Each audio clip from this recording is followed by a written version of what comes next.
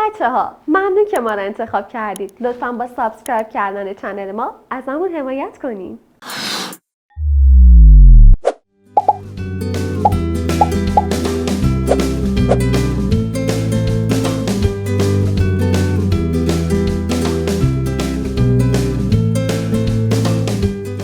به نام خدا. سلام، خوبی عزیزم؟ امروز اومدم با یه دونه دیگه از درسای کتاب ریاضی. کتابت آماده است کنارت؟ خوب تمرین کردی؟ آماده هستی که بریم سراغ یه درس دیگه؟ پس بیا با هم دیگه شروع کنیم. اینجا چی میبینی؟ وای چی جالبه، لونه های جوجه ها و پرنده های کوچولو. خب حالا سمت راست چند تا پرنده میبینی که تو لانه‌شون قرار دارن؟ 2 تا. حالا من میخوام به اینا یه سری پرنده اضافه کنم. شما آماده هستی که به ما بگی چند تا میشن؟ 2 تا اضافه کردم. حالا بشمارو بگو چند تا شدن؟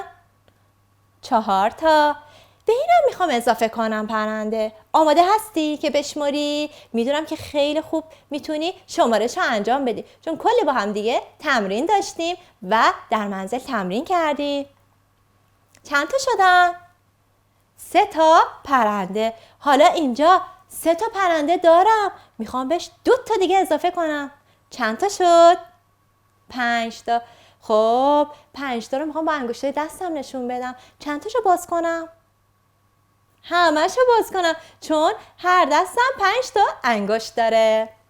اینجا یه سری شکل آوردم، شکل هندسی که یاد گرفتیم، مثلث، مربع، دایره.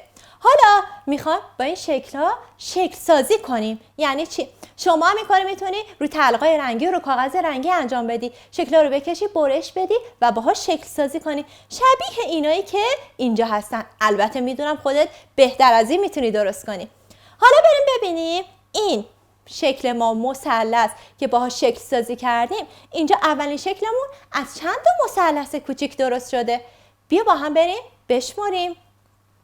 1 2 3 4 5 تا مثلث کوچیک قرار دادم کنار هم و این شکل رو درست کردم. شما میتونی با 3 تا، با 2 تا، با 4 تا یا با بیشتر این کار رو انجام بدی. شکل پایین با چند تا مثلث درست شده؟ 3 تا. بریم سراغ مربع. تو خونه من چند تا مربع هستش؟ اول بریم سراغ دودکش خونه. چند تا مربع هستش؟ 3 تا کنار هم قرار داره. توی سقف خونمون چند تا مربع هست؟ 2 تا. خب خونمونم خودش از یک مربع بزرگ درست شده. بریم سراغ دایرمون. روی این جعبه ما تو 4 قسمت دایره هستش. بالا سمت چپ، پایین سمت چپ، بالا سمت راست، پایین سمت راست. حالا بریم با هم بگیم بالا سمت چپ چند تا دایره داریم؟ به خاطر همین بهت گفتم جهت‌ها رو خوب باید یاد بگیری. یه دونه دایره بالا سمت چپ. پایین سمت چپ چند تا دایره داریم؟ 2 تا. بالا سمت راست چند تا دایره میبینی؟ 3 تا.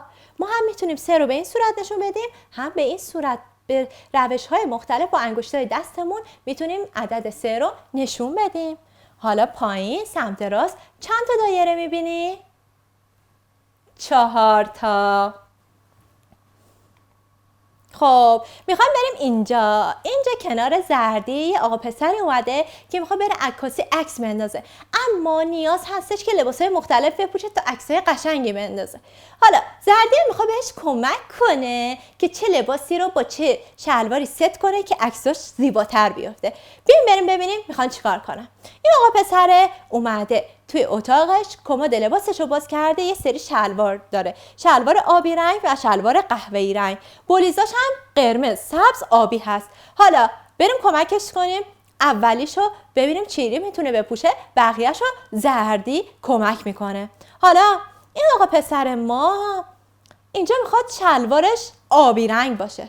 به نظرت کمدشو که باز میکنه چه بلیزی رو باید انتخاب کنه برداره؟ بلیز قرمز. تنش میکنه، نگاه کنید اینجا چه تیپی زده. خب میره توی کمد بعدی رو باز میکنه. میگه شلوارم همون آبی رنگ خوبه. خب زردی بهش کمک کن. به نظرت چه بلیزی رو برداره توی کمدش؟ زردی میگه رنگ سبز خوبه. بپوشه ببینیم. بله چقدر خوب شدش. شلوار آبی و بلیز سبز. میره توی سومی کمدش رو باز میکنه. شلوارش رو همون آبی انتخاب کرده. همون آبی رو میپوشه. اما بالا یه بلیز میبینه که همرنگ شلوارشه. کلی دیگه قشنگ میشه.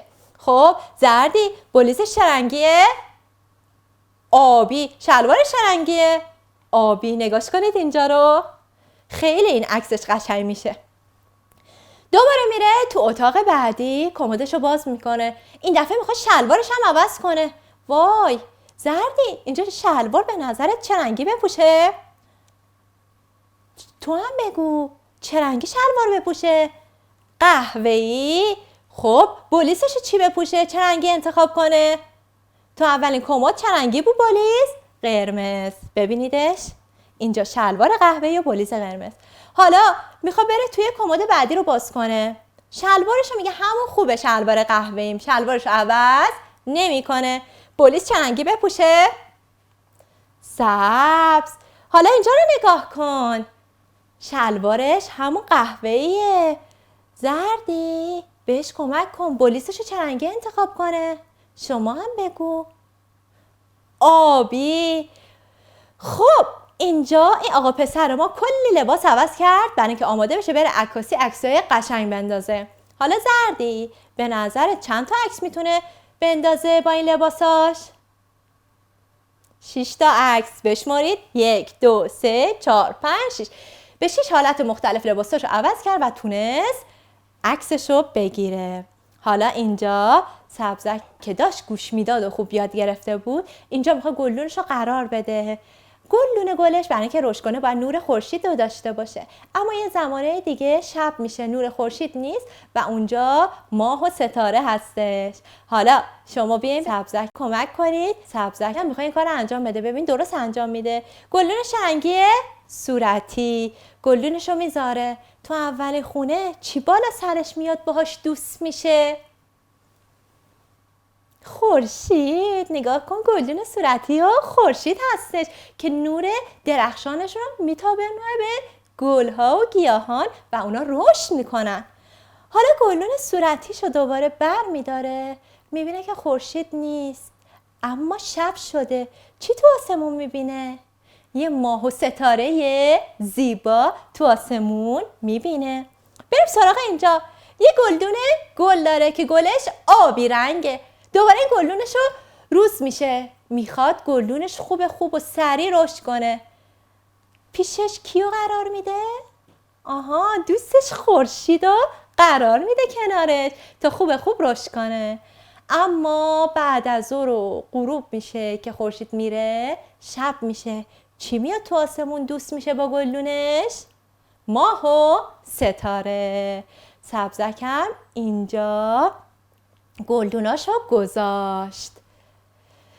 امیدوارم شما هم درس امروز خوب یاد گرفته باشید. تو خونه تمرین لازم رو داشته باشید تا درس بعدی که بیام با هم دیگه کلی مطالب در مورد ریاضی یاد بگیریم منتظر من باش. خدا نگهدار. ممنون که تا اینجا همراهمون بودین. اگر سوالی دارید برامون کامنت بذارین. ما پاسخگوی سوالات شما خواهیم بود.